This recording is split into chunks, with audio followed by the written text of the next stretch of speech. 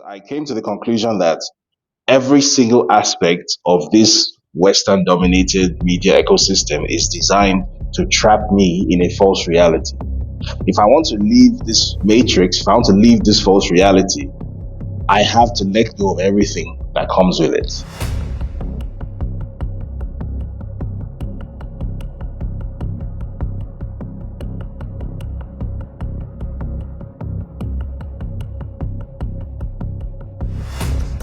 All right. Good day, everyone. We are here with another show and a very special guest with David Hundeyin. Um, I saw David very recently, actually, on the anti-imperialist podcast. What is it called again? Something with Empire. What was it? Empire Watch podcast, I think it Yes, was, yes. yes. Yeah, Empire Watch, and I was like, "Oh wow, we got to get this guy on." You said a lot of very interesting things about Nigeria, Africa, anti-imperialism, etc. And therefore, we immediately invited you. Peter was actually already aware of you, and Yeah, I saw so your stuff on Twitter. I don't know how it happened, but you always have like good points that just pop out of the blue on my Twitter feed, and Right. so I recognize the name from that. Anyway, I'll ask some questions about that later. I was just going to ask David, maybe you Yeah. could give us a short introduction of yourself, who you are, and maybe also what made you uh, get into the anti-imperialist sphere, so to speak. Okay, so I'm a journalist and author from Nigeria.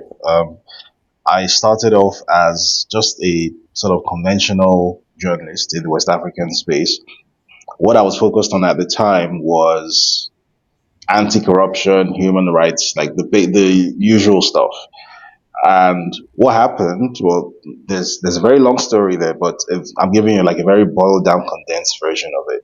What happened essentially was um, in the run up to Nigeria's 2023 election. And the background to this is that I was under the impression that the fact that Nigeria had suffered this huge national fall off since 2015, had lost half its GDP, there had been a lot of brain drain in 10 years, the country had just fallen off a cliff since the previous president came in. I thought that that was because Nigerians voted the wrong leader. So what needed to happen was that Nigerians needed to be given better information to make the right choice at the election in 2023. So in the run up to that 2023 election, I did a story on the guy who was being primed to take over from that president, the ruling party's candidate, and I showed with that story that this guy used to be a drug dealer in the U.S. and that this guy has the FBI is holding criminal records on this guy. By their own admission, at least 2,500 pages of records pertaining to this guy, which they refused to release. And I went to the extraordinary step of going to of instituting a freedom of information lawsuit in the US.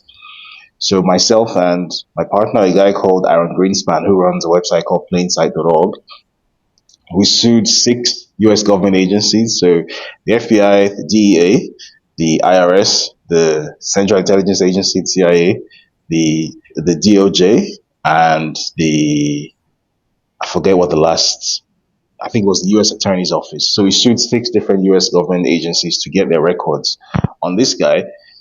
And one by one, the responses that kept coming back to us were for the purposes of national security, we cannot release these guys' records to you.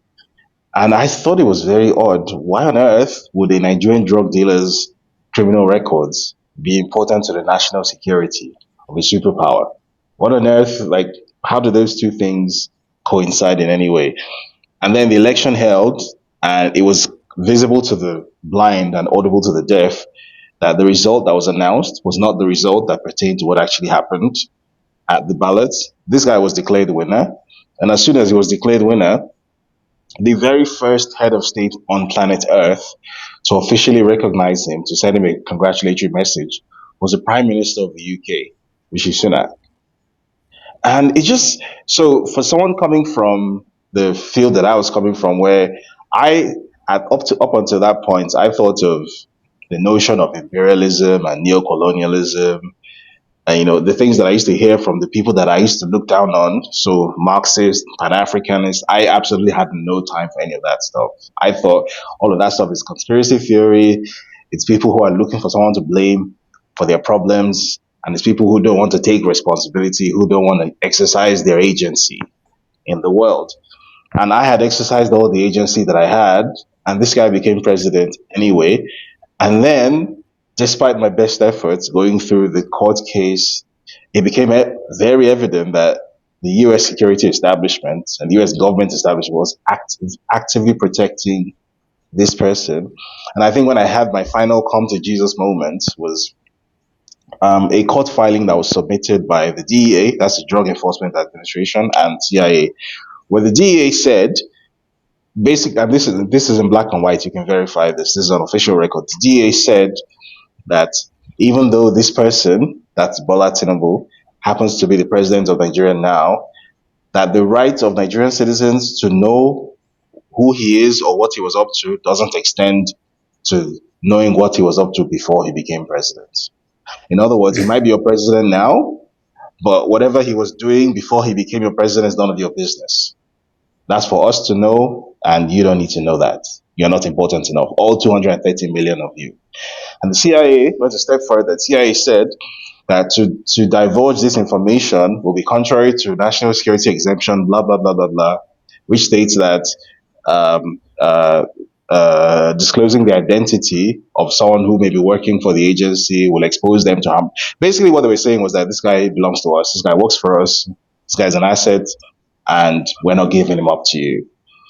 And why I described that as a come to Jesus moment was that up until that point, I was under the impression that those stories that I heard about from the 70s and the 80s, from like the Church Commission, where you would hear that the CIA used to have some very underhanded dealings in South America and in Asia, like the Iran Contra scandal. I was under the impression that Iran Contra was a one off thing that happened in the 80s under Ronald Reagan, and that the CIA had somehow reformed itself and that those things don't happen anymore. And I suddenly realized that I'm in the middle of Iran Contra, Africa edition. And that those things that I used to watch in those old YouTube and Netflix documentaries, those things never stopped. Because I think that was like the main thing that I wasn't aware of up until that point. That just because these things are spoken of in historical terms doesn't mean that they ended. They're still going on Mm. right now as we speak. I didn't realize that until like 2023.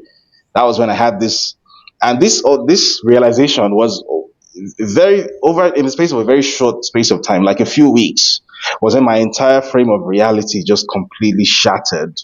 I realized that everyone that I thought knew nothing about the world, so the Marxists, the Pan-Africanists, the anti-imperialists, leftists, all these people that I had so much scorn for, they actually were right.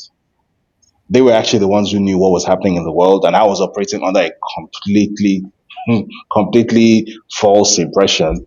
I was living in like a private universe that I constructed for myself, not in the real world, because I realized that in this real world, in who becomes president in a country like Nigeria isn't really determined by what Nigerians have to say about it. There are much bigger powers at play that make these decisions. And when that became even more evident was in the same year. This was like maybe a few weeks after my initial frame of reality had cracked already. This was in July 2023. Niger, which is Nigeria's next door neighbor to the north, had a coup. And next thing you know, this newly installed president in Nigeria is trying to get the Nigerian military to invade Niger.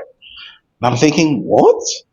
Nigeria has had 7 different military coups, no fewer than 7. No one ever invaded Nigeria. Why is Nigeria trying to invade the country, talking about protecting democracy and whatnot? What is this about? And then it becomes apparent that apparently this is on the instructions of Emmanuel Macron. So the French government believes that Niger is part of its sphere of influence, doesn't want to lose Niger. The the people who have seized power say that they want to remove Niger from France's sphere of influence, which, you know, is their sovereign right to do. And then you have the Nigerian president trying to stage a military invasion to basically return them to French servitude. And I just thought that can't be right. What on earth is going on here? So someone in the chain of command then leaked the attack instructions to me because this invasion was actually going to happen. So the attack instructions had already been signed off on at the highest level. So someone leaked the actual document to me from the defense headquarters, and I put it on Twitter, which had very serious ramifications for what would happen to me eventually. Because by putting that out there, I had sort of unknowingly placed myself in the crosshairs. Because doing that contributed to actually stopping that invasion, making the plans public. But I was subsequently designated an enemy of state in Nigeria. So currently in Nigeria, I'm wanted for treason. Um, they claim that I assisted in sabotaging an ECOWAS a security operation, and that I leaked a national security document or whatever. Treason, by the way, carries a death penalty in Nigeria, so that's part of the reason why I can't go home. So that happened, and then I was already living in Ghana at the time. The National Intelligence Agency of Nigeria actually tried to abduct me from Ghana, and I had to flee. So I spent a few months in Kenya, and that this was all in 2023, and that was the period when I realized that the way I thought the world worked is not how it worked at all. That the um, the thing we call neo-colonialism, it's not a theory, it's not an idea, it's not a claim, it's a manifest reality. This is actually how the world works. Why that was such a jarring realization for me was that it would never have occurred to me that the world operates on like parallel systems where there's a whole public facing infrastructure which you think the world operates on, and then there's a whole parallel infrastructure which is hidden, which is what the world really operates on. And if you were to have told me this in 2022, I would say that is a conspiracy theory. It is not possible. That is way too grand a project, to be enacted on a global scale. There is no way that could possibly be the case. But I was looking it straight in the eye like a year later. So, I really had no choice because up until that point, I had been I had already developed quite a following as a sort of crash bang, full contact investigative journalist who would go at every story, like throw myself at it, put myself at risk in harm's way. By the way, even before all of this happened, I was already under asylum protection in Ghana because I had already got myself into trouble with the Nigerian government already. And that wasn't anti-imperialist work by any means. It was just anti-corruption, the usual stuff. But that's the reputation I had built up. So when I came across what was then the actual problem, and I realized that all this your cute journalism, going after people who steal money, and this is not where the actual problem is. Those things are just symptoms. This is where the actual problem is. These are the people who actually run your country. These are the people who actually run West Africa. They are not Nigerians. They are not even Africans. And then I was presented with a choice. Knowing what you know now, either go back to what you're familiar with and go through the motions and chase all those really unimportant stories and make some money and pretend to find fulfillment in what you're doing, knowing fully well that this is only kabuki dance that you're doing, or go after this thing that you now know is what is actually going on in the world and potentially put yourself in harm's way. um, there are no guarantees, but knowing what you know now, you feel like people need to know this. These are the options before you, and I chose the second option, and that's why we're having this conversation today. Wow. Wow. I had no idea about that background. I mean, there's so many questions I'd want to ask. We used to ask every guest about like their intellectual development, like how they ended up developing a worldview that, in my view, in Kareem's view, and your view now is accurate, but which of course goes against the conventional wisdom in most places. And so it's very psychologically difficult to make that transition. But you just explained that, I think, quite well, and we could probably get back to it. But I just want to ask you first, can you describe a little bit more for people listening what the kind of dominant ideology in Nigeria is, the one that you kind of absorbed through your education? I would imagine that the professional class in Nigeria all kind of think largely similarly the way it works in basically every country on earth. Like, what is that dominant conventional wisdom, the dominant ideology? So it's essentially that, in a political sense, your salvation will come from this thing called democracy. Now, democracy is a very wide term, but in the way that it's used in Nigeria, it refers to a very specific Western style of democracy where there's a multi-party electoral system.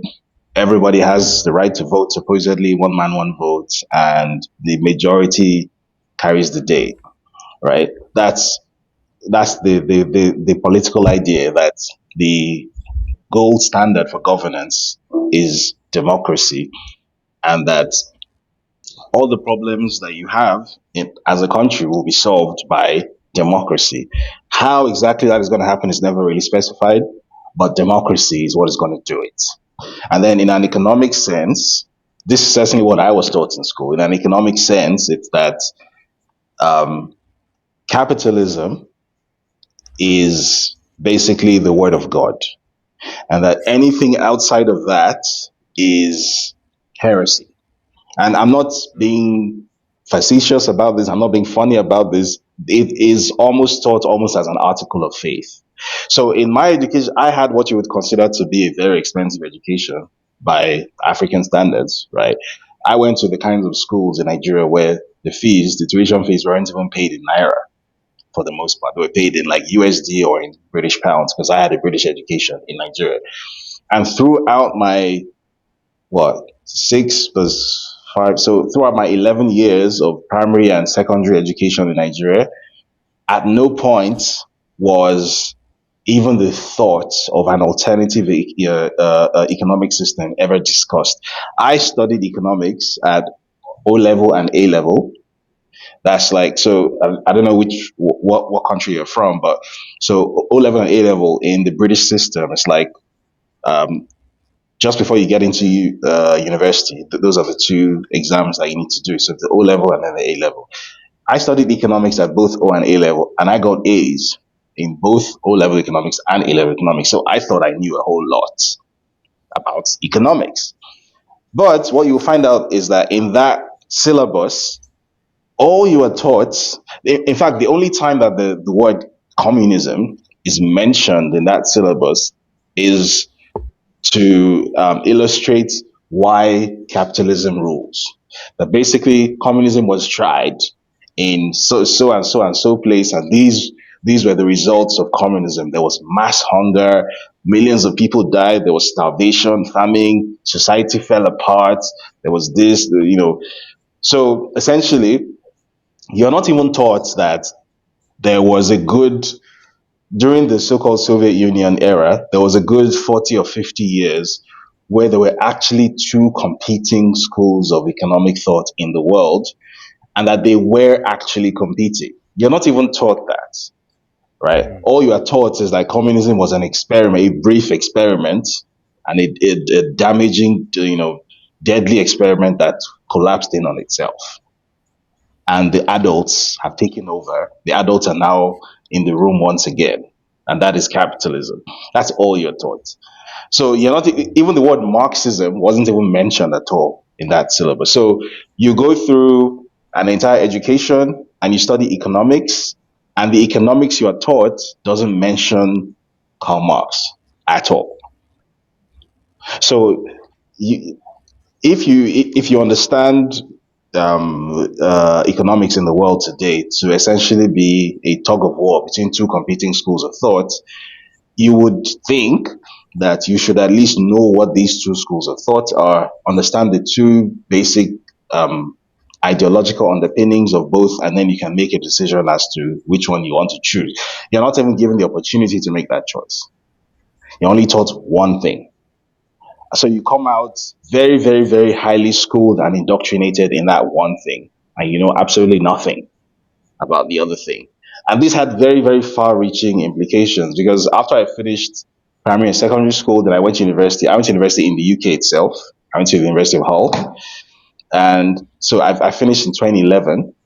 So so I was born in 1990. I think the first time I ever sat down and actually read a text that was from what you would consider to be an alternative political or economic school of thought, I think I was like 31 years old. It's like 5 years So 10 ago. years after you graduated. Exactly.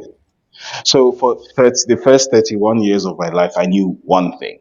I knew one way of doing things.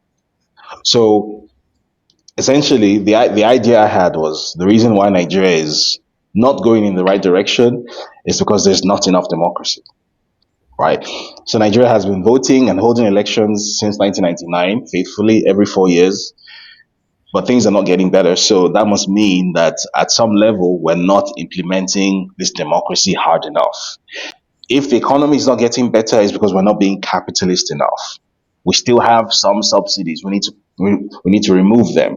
We still have some Mhm. capital protections. We need to remove them. We need to go full send, neoliberal capitalism. If possible, go libertarian, and that's how you're going to grow the economy.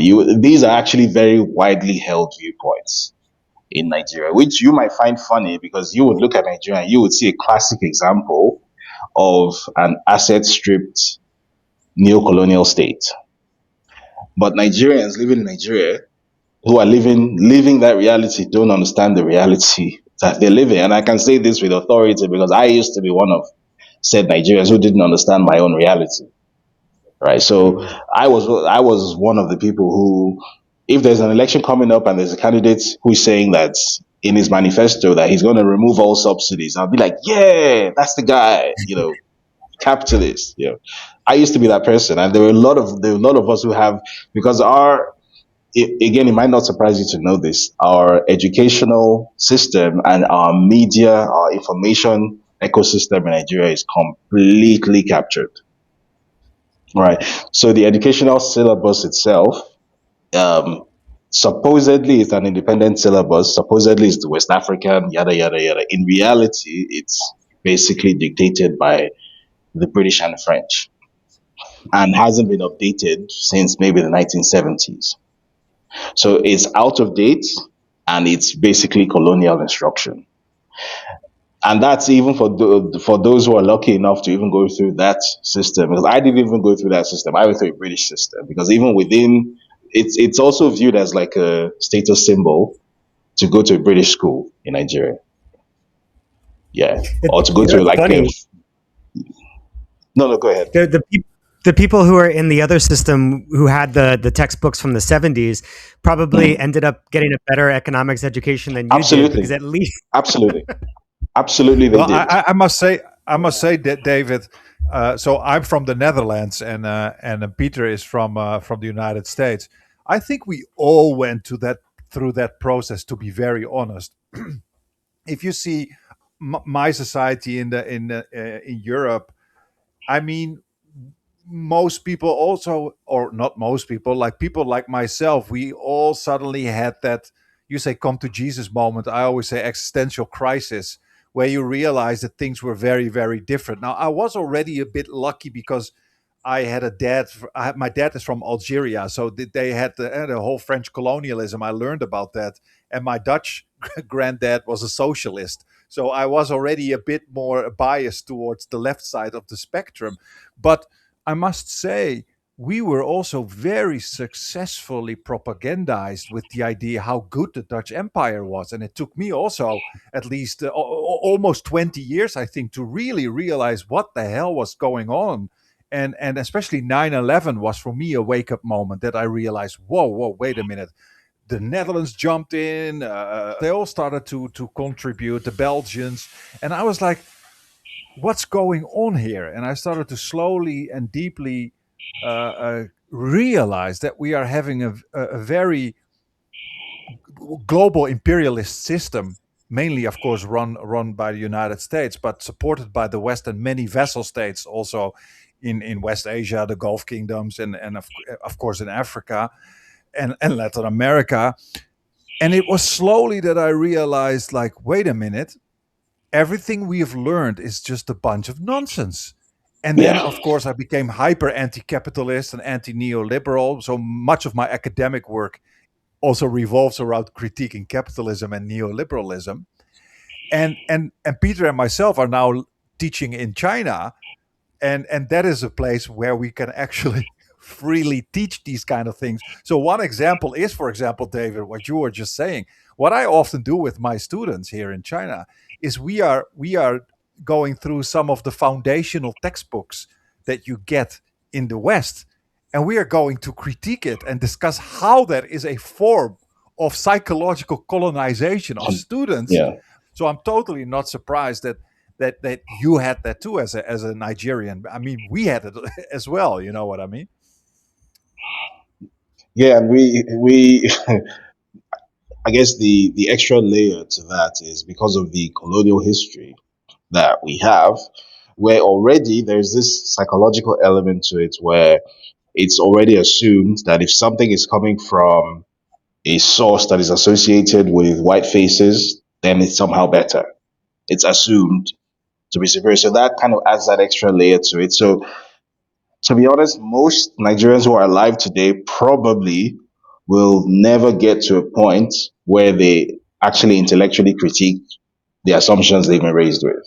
I've had to accept that the the societal shift is going to happen on a generational basis. It's not going to be most people who are alive today are not, because the conditioning is so deep and it's so successful, as you said, that it's going to be almost impossible to reverse it. So it's going to be like their children or their children's children who are going to make that jump, because this system was very good at doing what it does, which is producing people, in our context anyway, producing people who don't question what they receive, producing people who just take instructions and follow those instructions very, very faithfully, even to their own detriments, which was also me up until relatively recently. And I guess the why it's part of why it's so successful is that um, it's not a stick system; it's a carrot system. So you're not necessarily being forced to do it, but the incentives are there.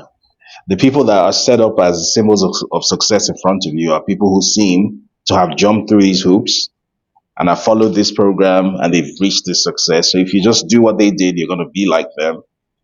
And then as well, you're also given the impression that by following this program and by being this person, that makes you so clever, that makes you so intelligent, that makes you so smart. You're so big brained. So I guess there's a, which is also why it's so difficult for many people to make a mental shift. It's that you have to accept that you're not as smart as you thought you were, that other people have actually conned you for a very long time, very successfully, that you can be wrong about stuff, and that basically everything you think you know, you don't know. That's a very, very painful psychological process to go through. Most people are not ready to go through that pain. A Yeah, hundred percent. and of course, Hollywood, and all these movies that made you feel that everybody is backward except white Westerners. On the psychological part, Mark Twain had a great line about that. It's been simplified and actually made better than what he originally wrote. Funny enough, but it's something like it's easier to sucker someone than to convince someone that they've been That suckered. they've been I fooled. think it's Yeah. Yeah, I think it's exactly for the reason that you pointed out, that it's painful to recognize that. So you get faced, somebody introduces you with the idea that perhaps you have been suckered, you've been taught the Hmm. wrong thing, and you realize if I have to change, then I also have to recognize that I got suckered, and it's tough for people. Their ego gets in the way. But I would just tell people, if that describes you, it's great. Like, I've done that, David's done that, Cream's done that. We've all done it. Like, it's fine. You're fine on the other side. Yeah, and I have a question, David, about the kind of resistance that you see in Nigeria, but also in the region, because there's something that has been on my mind for a very long time, and that kind of frustrates me, and that is, so. For example, we see now Iran doing, you can almost say, a historic battle against that neo-colonial empire that we are talking about, and we see the resistance in West Asia coordinating. Think about Hezbollah, think about the Yemen, Uh, but somehow, and I've also discussed it with a good friend of ours, Gerald Horn, Professor Gerald Horn. He does a lot of stuff on imperialism also in Africa. He's a Houston University professor, great guy. And I've always wondered, why is the resistance, or at least to me it seems, so fractured? We're all battling the same battle around the world when it comes to neocolonialism, whether it's Latin America, whether it's Africa, whether it's West Asia, North Africa, South Asia, you name it. But somehow I have the feeling that everybody is battling isolated and that there seems to be no collaboration. I mean, and Yeah. then you have an Ibrahim Traore in Africa, in what's the Burkina Faso. Burkina Faso. Yeah. Yeah, and I'm like, why is there no coordination? That's what I think, between, for example, Hezbollah, the Houthis, Ibrahim Traore, Iran, you name it. Do you see anything that is hopeful, or do you agree with me that there's a total disconnect at the moment?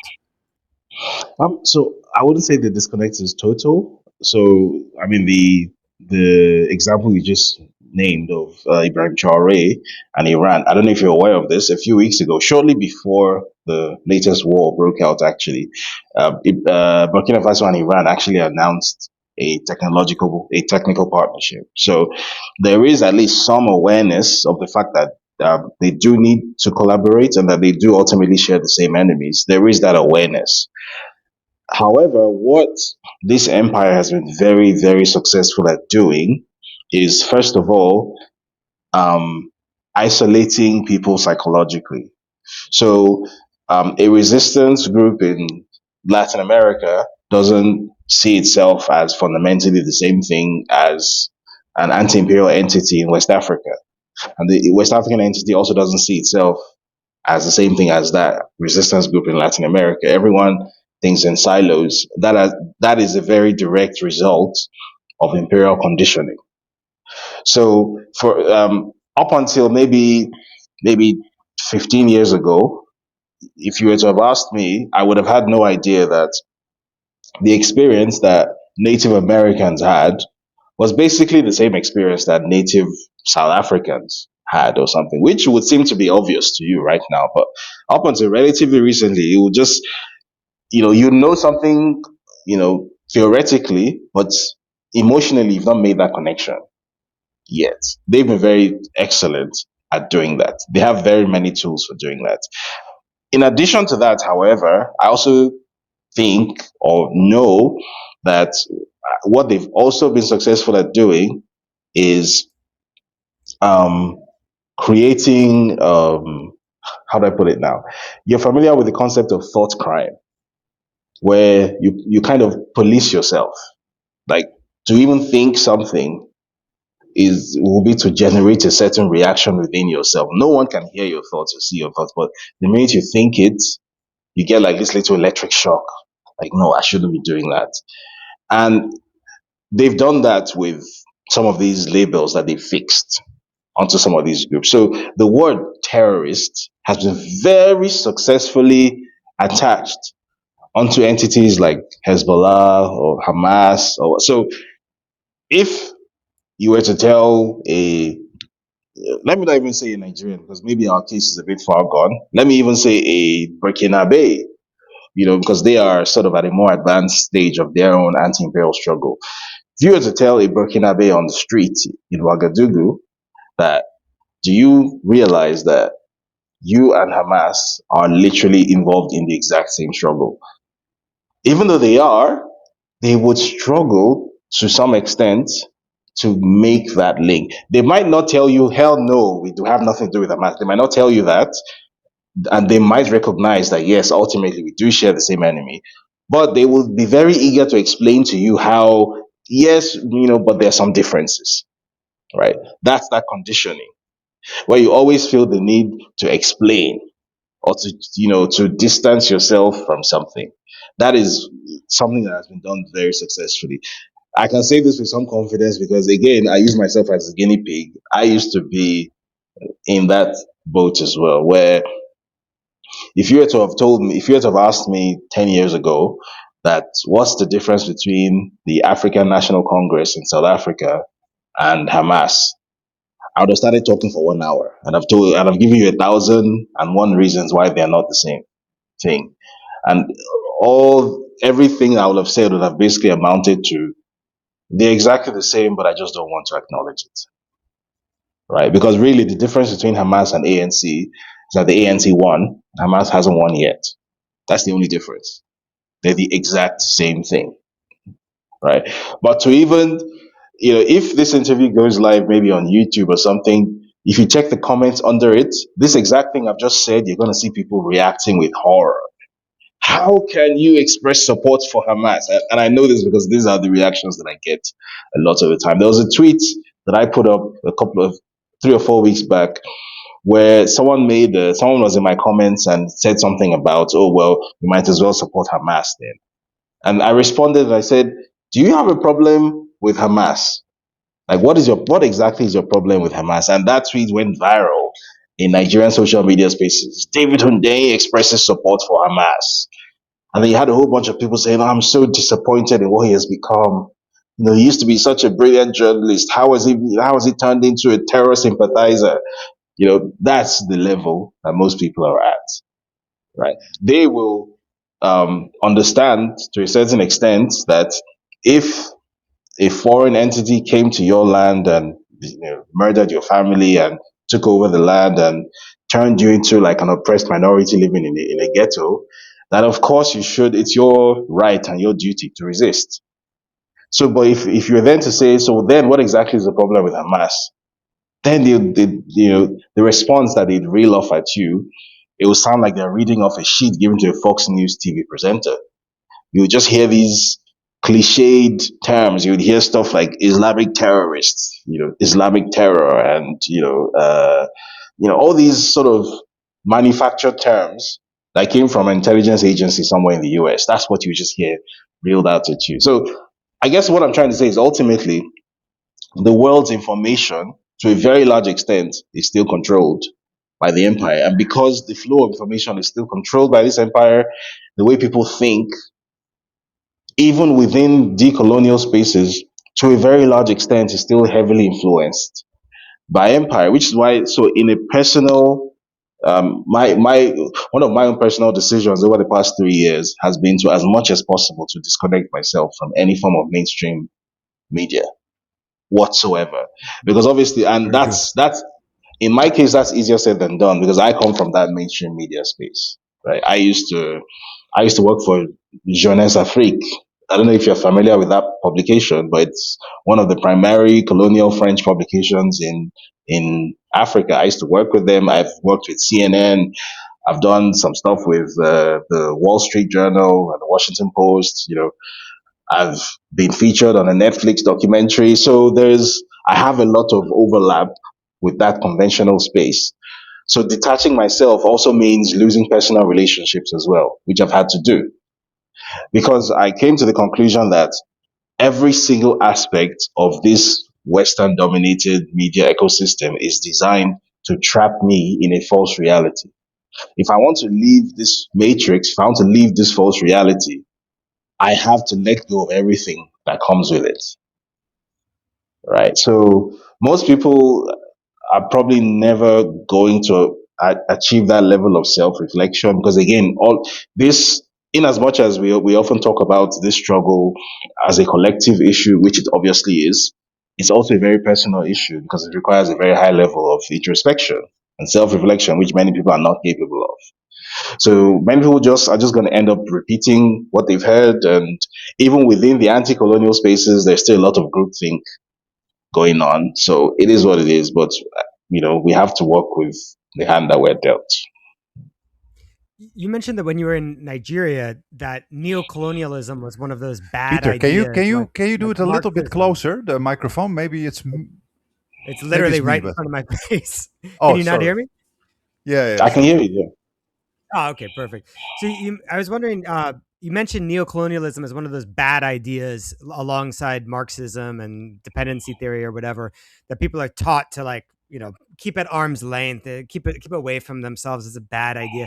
You're in Ghana now. is at least neocolonialism uh, a an idea that people learn in school, at least, even if they criticize it and say like, oh well, there's some flaws in it. I would struggle to see what the hell the flaws are, because even though that book is now like what, 50 50 plus years old, I doubt that the ownership of the major resources throughout the continent is, maybe it to some slight extent it's shifted to like an African bourgeoisie, but probably overwhelmingly it's still owned by Europeans and Americans. Obviously. So at least in Ghana, is that like So an yeah? Could you explain, like, is I, it that bad everywhere, or are there variations? I'm actually very happy that you asked this question because the answers to this question will give you a window into just how bad the situation is. So, as you rightly said, you will think that in Ghana, of all places, the birthplace of Kwame Nkrumah, that this should be public knowledge. Let me tell you something you don't know.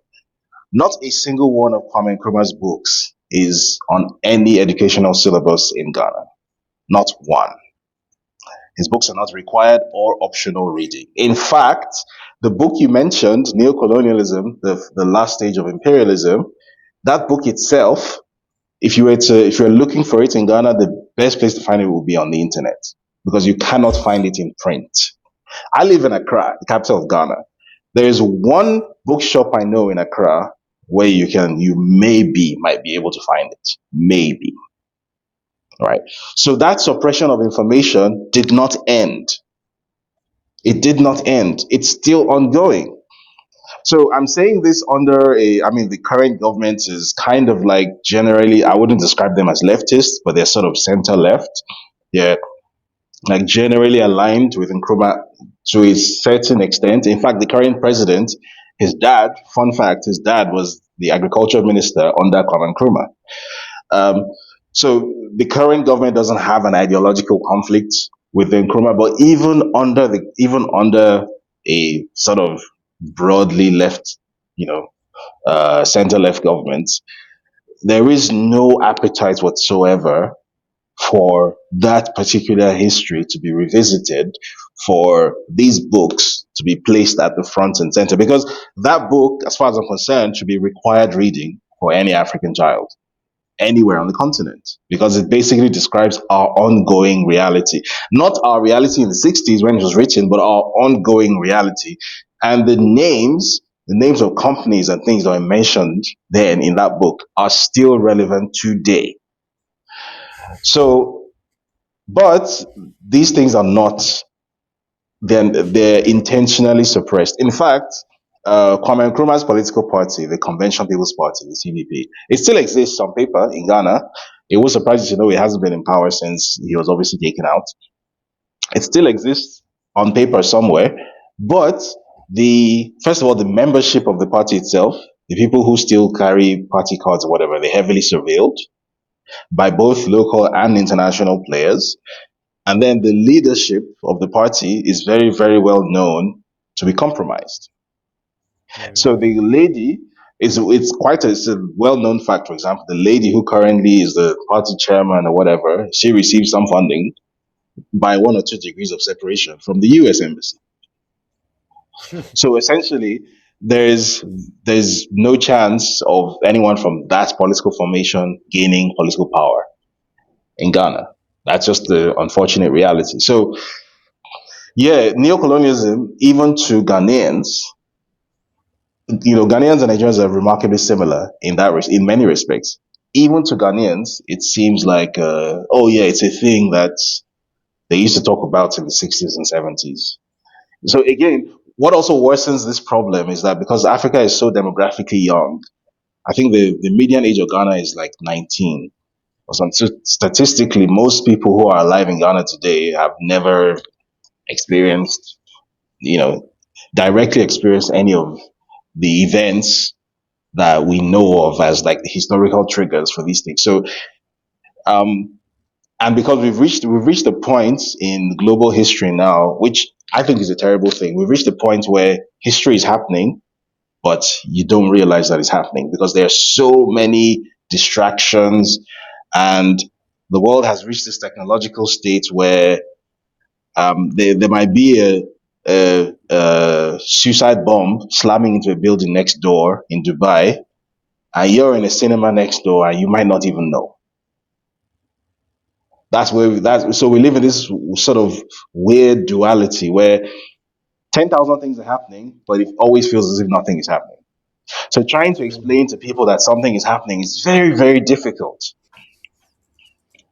So Yeah. that's the situation in Ghana where you would think that of all the people on the continent, Ghanaians should be the most aware. They're literally declassified CIA and MI6 files stating that this is why Nkrumah had to be taken out. This guy was raising the political consciousness of Africa to an unacceptable level, and he was going after the very economic premise of colonialism. So he needed to be taken out. This is how he was taken out. These are the people, the local puppets that were used. All of this is laid out almost in like it almost feels as if the people who wrote it were boasting about it, right? And this information is freely available on the CIA's own website. And you show this information to a Ghanaian on the street, and they don't understand the value of what they're looking at. They just don't get it. You know, Yeah. it's very And sad that to go ahead, observe, but sorry. that's the I'm just concluding that's the reality, not just in Ghana, but across the entire continent. It's a continent, I'm sorry to say this, but it's a continent of sleeping people. It's a continent of people who have been put to sleep and who don't realize why they need to wake up. Yeah, and there you also see, of course, how important, and Peter and myself, we have been focusing on that for so long, how important information sovereignty is for countries around the world. I mean, even Iran made the mistake of having too much influence from the West, and I remember Kit Clarenberg, a journalist, telling us that what he really liked about one of the replies of Ibrahim Traore in an interview. They asked him, "What is your biggest regret in life?" And his first answer was watching French movies. And I think that's just such a good point.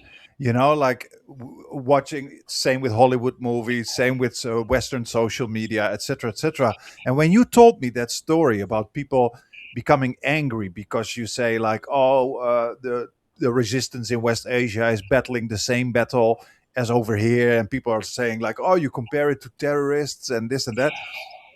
That's the success of psychological divide and conquer that the West is so good at. It's the exact same as racism. It's the exact same as racism, where, for example, I get back to Professor Gerald Horn. He told me that he was once on that was before the genocide. He was once on a event with Palestinians. And then he was a speaker there. He's an African American professor, and he was a speaker there. And he said, "We have the same battle. Black Africans and Palestinians. There's many, many comparisons. We're both under the boot of empire." And he also said there were quite a few Palestinian Americans. He said that were like, "Don't compare us with Africa, or don't compare us with Africans." And I'm like, that's and of course not everyone, but that's that internalized kind of divide and conquer racism, or in that case, all these Muslim terrorists, and Yep. it's so successful. And the only way to get out of that is to get rid of that information dominance of the West. You know what I mean? And that's so difficult when it has such an amazing power economically. With the Yeah. dollar as a reserve currency, and it can, of course, with that dollar as a reserve currency, so much money, it can buy off all these politicians. And it's very attractive for politicians, Yeah. especially if you're in a poor country. Yeah. So it's a big behemoth we're up against. You know.